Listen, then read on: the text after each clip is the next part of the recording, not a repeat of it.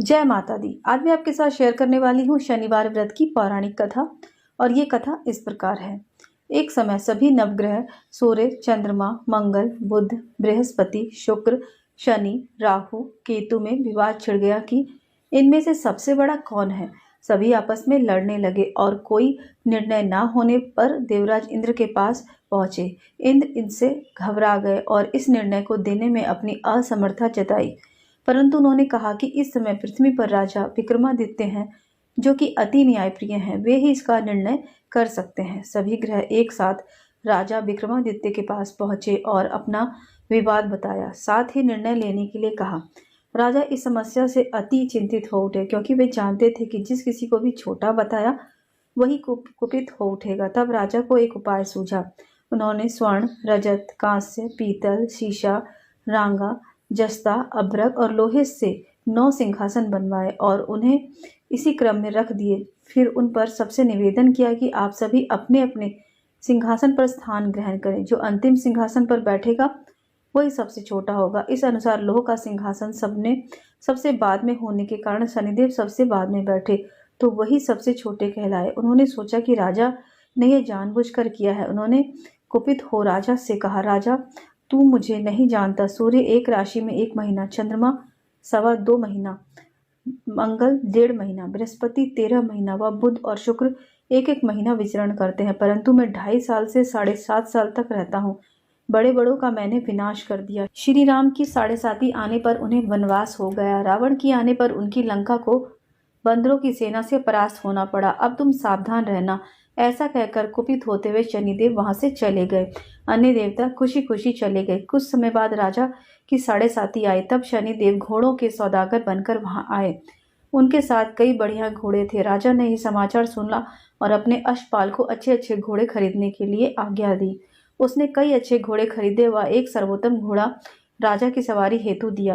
राजा ज्यों ही उस पर बैठा, वह घोड़ा सरपट वन की ओर भागा। भीषण वन में पहुंचकर वह अंतर्ध्यान हो गया और राजा भूखा प्यासा भटकता रहा। तब एक ग्वाले ने उसे पानी पिलाया।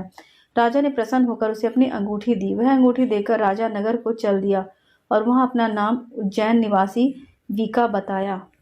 वहां एक सेठ की दुकान में उसने जल इत्यादि पिया और कुछ विश्राम भी किया। भाग्यवश उस दिन की सेठ की दुकान में बहुत ही बिक्री हुई।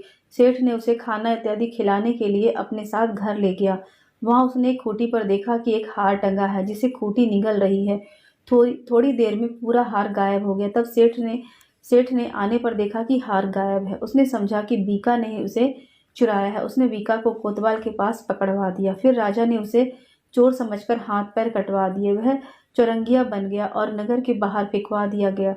वहां से एक तेली निकल रहा था, जिसे दया आई और उसने बीका को अपनी गाड़ी में बिठा लिया। वह अपनी जीभ से बैलों को हाँकने लगा। उस काल राजा की शनि दशा समाप्त हो गई। वर्षा काल आने पर वह मल्हार गाने लगा। तब वह जिस नगर में था, वहां की राजकुमारी मन भावनी को वह इतना भाया कि उसने मन ही मन प्रण कर दिया कि वह उस राग गाने वाले से ही विवाह करेगी।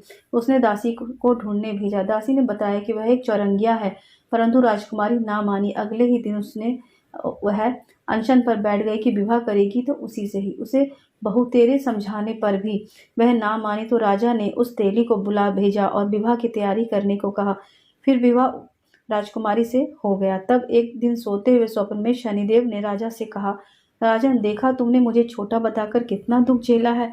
तब राजा ने उनसे क्षमा मांगी और प्रार्थना की कि हे शनिदेव, जैसा दुख मुझे दिया है किसी और को ना दे।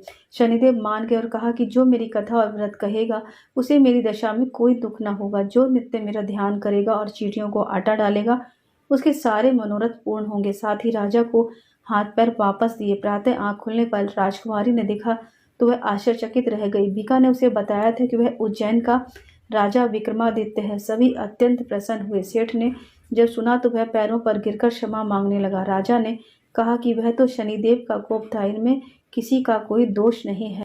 सेठ ने फिर निवेदन किया कि मुझे शांति तभी मिलेगी जब आप मेरे घर चलकर भोजन करेंगे। सेठ ने अपने घर नाना प्रकार के व्यंजनों से राजा का सत्कार किया। साथ ही सबने देखा कि जो खूंटी हार निकल गई थी वह सब उसे उगल रही है। सेठ ने अनेकों मोहरे देकर राजा का धन्यवाद किया और अपनी कन्या श्री कंवरी से पानी ग्रहण का निवेदन किया। राजा ने सहर्ष स्वीकार कर लिया। कुछ समय पश्चात राजा अपनी दोनों रानियां मनभावनी और श्री कंवरी को सभी उपहार सहित लेकर उज्जैन नगरी को चले। वहां उज्जैन वासियों ने उनका स्वागत किया। सारे नगर में दीपमाला हुई, वह सबने खुशी मनाई। राजा ने घोषणा की कि मैंने शनिदेव को सबसे छोटा बताया था, जबकि असल में वही सर्वोपरि हैं। तब से सारे राज्य में शनिदेव की पूजा और कथा नियमित रूप से होने लगी। सारी प्रजा ने बहुत समय खुशी और आनंद के साथ बिताया। जो कोई शनिदेव की कथा को सुनता अथवा पढ़ता है, उसके सारे दुख दूर हो जाते हैं। व्रत के दिन इस कथा को अवश्य पढ़ना चाहिए। और इस प्रकार शनिवार की व्रत कथा समाप्त हुई।